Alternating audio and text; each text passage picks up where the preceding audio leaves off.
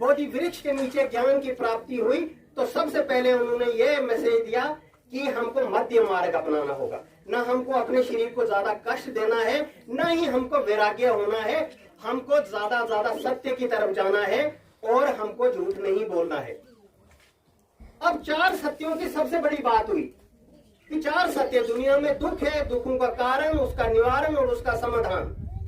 इसके लिए उन्होंने खोज की कि जब आप झूठ नहीं बोलेंगे, जब आप कोई डिजायर नहीं रखेंगे तो आपको किसी भी धार्मिक कर्मकांड, धार्मिक अनुष्ठानों की जरूरत नहीं पड़ेगी। और भारतीय सभ्यता में जब पूरी दुनिया में तब्दीली आ रही थी, ये 3000 वर्ष पहले से आ रही थी। और उसी वक्त भारत के सबसे पुराने जो स्रोत माने जाते हैं वेद, वो 1000 साल उनके बाद भारत में आए।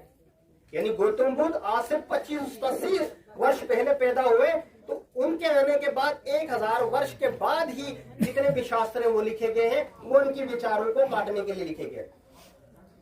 क्योंकि आप गीता की बात करो, रामायण की बात करो, श्रुतिज का करो, स्मृतिज की करो, वेदों में बुद्ध का जिक्र है।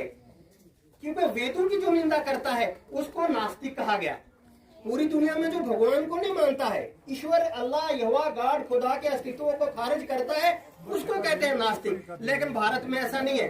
भारत में कहते हैं जो शास्त्रों को नहीं मानता है, शास्त्रों के अनुसार आचरण नहीं करता है, शास्त्रों के अनुसार नहीं चलता है, उसको नास्तिक कहते हैं।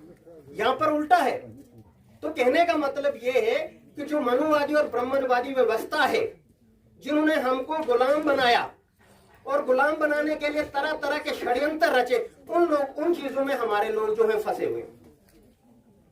जैसे बैल को लगाम लगाने के लिए उसके नाक में रस्सी डाली जाती है और फिर चाहे इंसान जैसे मर्जी चाहे उसको खींच सकता है, उसी तरीके से इंसान को गुलाम बनाने के लिए आस्था नाम की एक रस्सी उसके दिमाग में डाली गई है।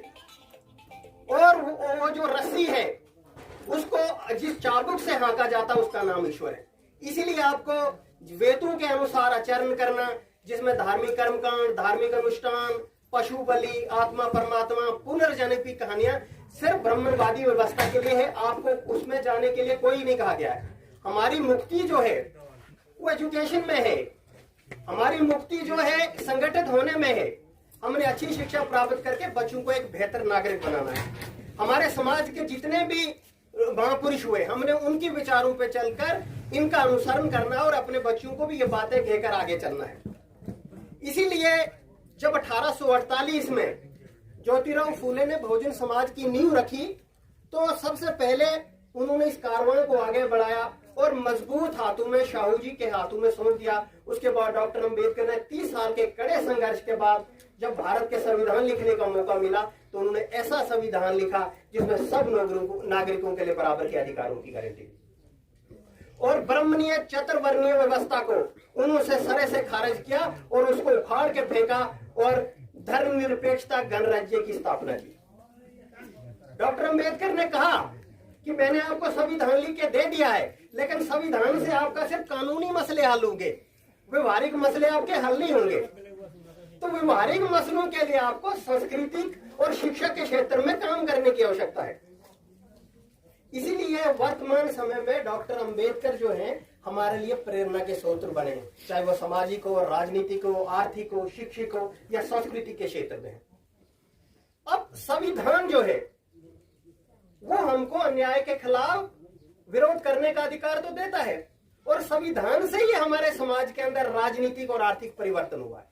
क्योंकि राजनीति से हमारे लोग पंच, सरपंच, एमएलए, मिनिस्टर, इलेक्शन लड़ने का अधिकार तो हमको मिल गया, और हमारे लोग प्रोफेसर, डॉक्टर, इंजीनियर, मजिस्ट्रेट बन के उनके पास पैसा भी आ गया, लेकिन उनकी धार्मिक हैसियत और उनकी जो सामाजिक हैसियत से उनके कारण उनकी बराबरी अभी तक नहीं हुई। इसी कारण उनके साथ जातीय अत्याचार होता है, उनके साथ लताड़ा जाता है और उनके साथ भेदभाव होता है। इसके कारण यही है कि ब्राह्मणीय चतुर्वर्णीय व्यवस्था जिसको आप पालन कर रहे हो, जिसको आपने रोजमर्रा की जिंदगी में अपना के रखा है।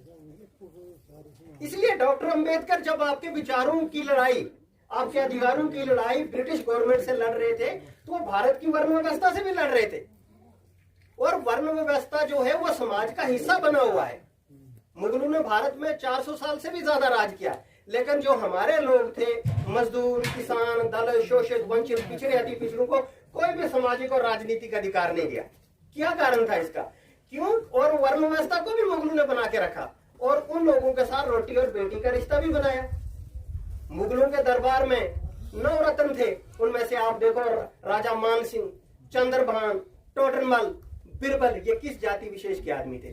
तो ये लड़ाई सदियों से लग चली है, जहां गौतम बुद्ध से ये लड़ाई शुरू हुई है और हम लोगों की अब जिम्मेदारी बनती है इस कारवां को हम आगे बढ़ाएं और अपने पुरखों की विचारधारा पे चलकर हम इस कारवां को मंजिल तक पहुंचाए। तो गौतम बुद्ध ने मानव समाज में जितनी भी समस्याएं थी उन सब की परेशानियों को हल करने के लिए हमारे लिए बहुत बड़ी मतलब उनकी देन है हमारे ऊपर। इसलिए बुद्ध के विचारों को अपनाकर, बुद्ध के धर्म को अपनाकर हम एक ऐसा समाज का निर्माण करेंगे, ऐसे साम्राज्य का निर्माण कर सकते हैं जिसका आधार केवल सत्य होगा, समानता होगी, न्याय होगी, बंधुता पर होगा। इसलिए क्योंकि बुद्ध का तो जन्म है, इसमें संशोधन, तर्क, विकास और आगे बढ़ने का रास्ता है। इसीलिए आप सब लोग यहाँ पे एकत्रित हुए, कार्यक्रम भी यहाँ ऑर्गेनाइज हुआ, लेकिन जब तक हम मानेंगे नहीं तब तक हम जान नहीं सकते हैं।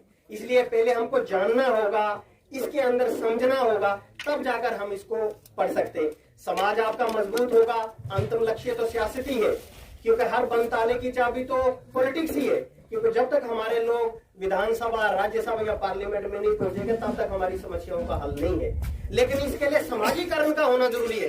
कुछ लोग डायरेक्ट राजनीति करते हैं, समाज का दर्द क्या है, समाज की परेशानियां क्या है उनको पता नहीं है। इसलिए समाज मजबूत होगा, जिस कौम का समाज मजबूत है उस कौम की राजनीति भी मजबूत है। इसलिए मेरी सब लोगों से अपील है, खासकर माताओं बहनों से, कि वो इस ब्राह्मणवाद के चक्कर से बाहर निकले और बुद्ध की टीचिंग्स को फॉलो करें, अपने महापुरुषों के विचारों को अपनाएं, तब जाकर हमारी मुक्ति होगी, तब जाकर हम एक समाज में इकट्ठा होकर आगे बढ़ने का प्रण लेंगे। इन्हीं शब्दों से मैं अपनी वाणी को विराम दूंगा। धन्यवाद।